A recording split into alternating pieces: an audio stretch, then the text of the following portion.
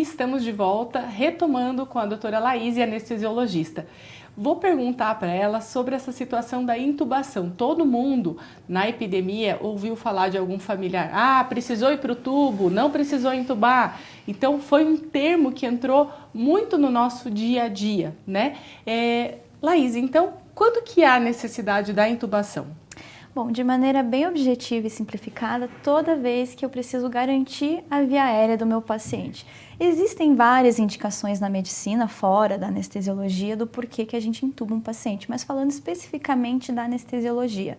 Se o paciente não tem como garantir, a ventilação espontaneamente, eu preciso intubar esse paciente.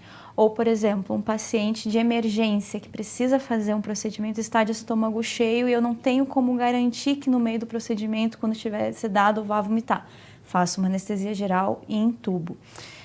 Procedimentos em que vá se mexer na região do rosto, face, que sejam um pouco mais invasivos, também acaba se preferindo por acabar intubando o paciente. Procedimentos muito demorados em que o paciente teria que ficar muito tempo anestesiado. O meu recorde de tempo de cirurgia foi uma cirurgia de 15 horas. Não tem como, O paciente tem que estar sob anestesia geral e tem que estar intubado. De modo geral, salvo cirurgias muito agressivas, em problemas muito graves, quando acaba a cirurgia, acaba a anestesia e pouco tempo depois nós extubamos o paciente. Quando ele retoma a consciência, ele nem vai lembrar que ele esteve entubado, ele nem vai lembrar que ele passou por essa experiência, Ou se lembra também algo que imediatamente abriu o olho, nós retiramos, a pessoa não sofre, não passa nenhuma angústia, nenhuma situação, porque eu imagino que seja isso, que assuste muito as pessoas em casa, de ter visto tudo que se viu durante a pandemia, as pessoas sofrendo com tubo na garganta, traqueostomia, no procedimento cirúrgico, num procedimento anestésico de média complexidade, não tem esse sofrimento, não tem essa lembrança, As coisas são bem mais tranquilas. E pensando em duas anestesias que são bastante usadas, bastante faladas, a diferença entre uma epidural e uma RAC? Bom, na prática, para o paciente acaba não mudando tanta coisa, mas num sentido bem teórico, É o espaço em que a gente vai depositar o anestésico local na coluna do paciente. Vamos pensar um pouco na anatomia do nosso corpo, A nossa medula espinhal, ela fica dentro de um compartimento todo preenchido por líquido. Esse líquido, ele é uma água mesmo, um líquido transparente que nós chamamos de líquor.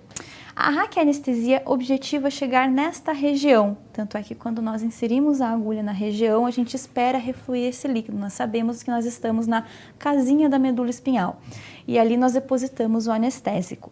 Na peridural, nós não perfuramos esta parede que envolve a medula espinhal com esse líquido, nós estamos no espaço peridural, porque o nome dessa parede se chama dura mater. Então nós colocamos o anestésico encostado nessa parede. Aí o anestésico vai atravessar, vai se difundir por essa parede e aí sim alcançar a medula espinhal. Então, a quantidade de anestésico, o volume, a técnica que a gente usa é um pouco diferente. A vantagem da peridural é porque, como a gente não invade a casinha da medula, a gente não entra nesse espaço subaracnoide, a gente consegue fazer níveis mais altos, Uma cirurgia torácica, uma cirurgia, às vezes uma prótese de mama, a gente pode alcançar esses níveis mais altos. Na raquianestesia, a gente tem um limite de altura até onde a gente pode perfurar esse espaço sem correr o risco de lesionar a medula do paciente. Existem muitas outras diferenças e particularidades, mas eu acho que até valeria numa próxima oportunidade a gente poder conversar mais a respeito disso, Acho bem válido. Porque senão a gente se estenderia aqui uma tarde inteira. É um assunto que eu particularmente acho fascinante, eu gosto muito, mas essas são as principais diferenças, Existem muitos procedimentos em que você pode escolher um ou outro. Então, como eu disse anteriormente, existem várias formas de se dar uma anestesia para um paciente para o mesmo procedimento. Então, muitas das vezes fica a critério do anestesista, do cirurgião, até mesmo a gente leva em consideração, sim, a vontade do paciente. Se ele tem um desejo, fala assim, se eu puder escolher, eu quero tal técnica. Então, a gente leva isso em consideração também. E por quanto tempo que a anestesia fica no nosso organismo? Bom, vai depender muito da técnica que a gente usou, da quantidade e da medicação. Então, a pior resposta que você pode dar, depende. Mas é verdade. Por exemplo, a anestesia geral, ela vai durar o tempo que durar a cirurgia. Então, se a cirurgia durar 2 horas, se a cirurgia durar 10 horas, a gente faz durar esse tempo. Ao contrário do que muita gente pensa, na anestesia geral não é uma injeção que a gente coloca no paciente e deixa acontecer. É um processo contínuo que a gente segue administrando e se programando de acordo com os tempos que o cirurgião exerce durante aquele procedimento. A raquianestesia e a peridural, dependendo do volume e da concentração do meu anestésico, vai durar em torno de 2 a 4, 6 horas, dependendo. Pode fazer durar até um pouquinho mais, mas de modo geral, 4 horas são procedimentos são procedimentos que duram isso. Até que se for um procedimento que durar muito mais que isso, a gente precisa associar com anestesia geral. Perfeito. A peridural tem uma outra vantagem, talvez alguém em casa já deva ter visto ou até utilizado. Nós temos a possibilidade de passar um catéter, um canudinho por dentro desse espaço e administrar mais anestésico. Muito usado em analgesia de parto, cirurgias que têm um pós-operatório muito doloroso, a pessoa fica com uma mangueirinha bem fininha, não dói, não incomoda. A gente tem a possibilidade de depositar o anestésico sem ter que furar a pessoa uma nova vez. Então, essa também é uma outra vantagem, é um processo de você dar continuidade na analgesia do paciente, pode durar mais tempo. Os bloqueios periféricos podem durar de 4, 6 horas, podem durar até 8 horas, estão muito usados no pós-operatório. E a sedação, tão logo acaba o exame, tão logo acaba o procedimento, o paciente já acorda, porque são quantidades menores, anestésicos duram menos tempo, né? É um processo mais imediato, né? Perfeito. Eu vou começar um tópico com você agora, que eu tenho certeza que o pessoal de casa deve estar assim... Mas ela não vai falar da dor de cabeça? Ela não vai falar da queda de cabelo pós-parto, pós-anestesia? O que isso tem a ver ou não tem? A gente vai entrar, então, agora nos mitos ou verdades. Combinado? Justo. Ótimo, adoro. Então, eu gostaria de saber com você. Sentir dor de cabeça após a raquianestesia. Mito ou verdade? Verdade, e é um evento que pode acontecer. Não é tão frequente, mas ele pode acontecer sim. Se chama cefaleia pós-punção ou cefaleia pós-raquianestesia. Por que isso acontece? Lembram quando eu estava falando da raquianestesia que a gente invade a casinha da medula para aspirar um pouquinho, não aspira, mas espera sair um pouquinho desse líquido? Esse líquido ele tem uma função muito importante na sustentação, no entorno da medula espinhal e do encéfalo. Está tudo um pouco interligado. Algumas pessoas demoram um pouco mais para cicatrizar o buraquinho que a gente faz da agulha e um pouquinho desse líquido foge e vai parar no espaço peridural. Mas esse líquido ele vai ser reabsorvido, não tem problema, só que esse líquido que sai, ele vai ser sentido pela estrutura da medula espinhal e do encéfalo e vai causar uma dor de cabeça que é bem característica. Ela piora muito quando a pessoa levanta ou melhora quando a pessoa deita. Pode estar associada com um pouquinho de sensibilidade à luz e é uma dor de cabeça muito incômoda, muito intensa. E que não é algo ruim, Não é algo ruim no sentido de que vai preocupante. Que vai trazer alguma consequência para o paciente, certo. Porque independente, ela acaba passando sozinha. Pode durar até 1 semana e é claro, ninguém merece ficar 1 semana com uma dor de cabeça sem poder levantar da cama.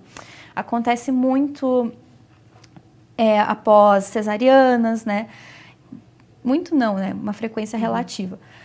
E daí a mãe quer cuidar do bebê, tudo não pode porque está com dor de cabeça, não consegue levantar. E existem formas de a gente tratar isso. Primeiramente, primeira coisa, procurar ou o médico cirurgião ou se tiver o contato o anestesista para que a gente possa avaliar e ter certeza que é algo, porque é algo benigno, que é uma cefaleia pós-punção, não é algo mais sério, algo que precisa de uma intervenção. Uma vez feito isso, nós prescrevemos medicamentos sintomáticos para isso, baseados em analgésico, anti-inflamatório, cafeína, hidratação, um pouco mais de repouso, A maioria das pessoas acaba melhorando. Uma parcela menor não vai ter melhora com isso e a gente tem outras formas de intervir. A gente pode fazer alguns bloqueios locais para cefaleia especificamente ou até fazer uma peridural com o sangue do paciente, que nada mais é que fazer uma rolinha de sangue. o sangue do próprio paciente, na hora a gente tira na hora, faz a peridural e coloca aquele sangue ali no espaço peridural e veda por onde está saindo esse líquido e assim a tendência do paciente é melhorar. Às vezes que eu precisei fazer, o paciente olhou para mim e falou: nossa, doutora, tirou com a mão. E é isso mesmo, melhora na hora. Mas é a minoria das pessoas que vão precisar desse procedimento. É essa diferença em tempo de cicatrização, então, que varia. Uma pessoa ter essa cefaleia pós-RAC e a pessoa não ter. É principalmente a cicatrização ou tem algo a mais? Não, tem algo a mais. Na verdade, o que determina mais as chances, os riscos da pessoa apresentar essa cefaleia são questões pessoais, sim, da pessoa. Mas, por exemplo, se usa uma agulha de calibre muito grande, é fino ainda, mas proporcionalmente grande para fazer a punção. Se foi necessário fazer várias punções, também a chance de cicatrizar é menor. Então, são esses fatores que acabam interferindo. Mas mesmo assim, mesmo em pacientes que foi preciso fazer mais de uma punção, às vezes uma agulha mais grossa por questões do paciente, ainda assim não é um evento tão frequente, mas acontece. Como a gente faz muita raquioanestesia, acaba surgindo vez ou outra um paciente que tem esse evento. Seguindo no mito ou verdade, o tremor é uma complicação da anestesia? O tremor, ele não especificamente das medicações anestésicas, mas ele é algo que pode acontecer muito frequentemente após a anestesia. Por quê? Quando o paciente está anestesiado, eu desligo vários centros do paciente, vários mecanismos, né? E quando o paciente está anestesiado, ele pede os mecanismos reguladores de calor. Evidentemente que a gente cobre o paciente, a gente aquece, mas a região que está exposta para fazer a cirurgia tem que ficar para o cirurgião ver o que ele está fazendo. E por ali o paciente vai perder calor sem o corpo se dar conta, sem ele ter mecanismos para reter esse calor. Quando o paciente acorda e os centros de regulação do paciente são religados, o corpo entende que ele perdeu muito calor, então ele faz uma série de tremores involuntários e fortes na tentativa de recuperar esse calor. Aí o tratamento é aquecer o paciente e existem medicações que diminuem os tremores para dar mais conforto, porque realmente é algo bem incômodo e bem desconfortável. Então sim, pode acontecer e tem o que fazer, tem como se resolver, não é algo ruim. Ótimo. Vou finalizar com uma pergunta e depois eu quero que você deixe uma mensagem para os nossos telespectadores. Minha última pergunta é sobre queda de cabelo, tá? Várias pacientes que tiveram cesárea referem e falam: comecei a ter queda de cabelo por conta da anestesia. E depois eu quero que você deixe uma mensagem para aquele paciente que está nos assistindo, nosso telespectador, e que tem medo de anestesia, tá bom? Muito bem. Bom, a parte de queda de cabelo entra na parte de mito.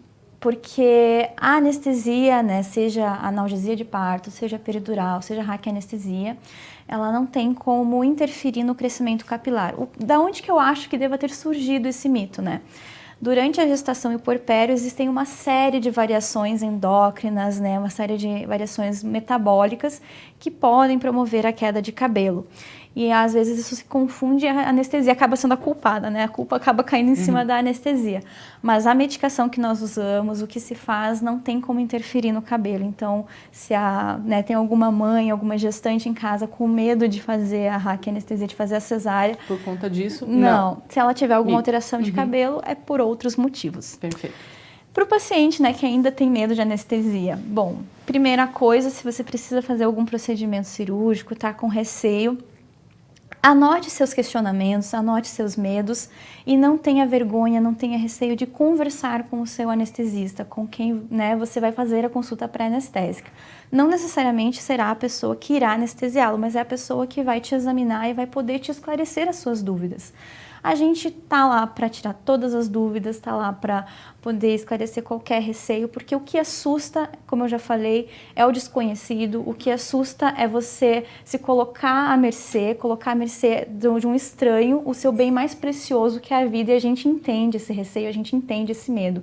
Então, tudo que nós podemos esclarecer, tudo que nós podemos falar para aliviar esse medo, esse desconhecido, a gente vai estar à disposição para conversar na consulta pré-anestésica. E tenha a certeza absoluta que a nossa maior desejo é que o paciente se sinta confortável, fique bem, fique estável, acorde satisfeito, não lembre de nada. A melhor frase para mim é: o paciente acordar já foi, nem percebi que passou. E confia no profissional que está lá, porque a gente estuda bastante, a gente trabalha para isso, né? Perfeito. Laís, muito obrigada, foi um papo bastante esclarecedor. Espero que você em casa tenha gostado também, tanto quanto eu. E fique conosco. Obrigada e até o nosso próximo programa.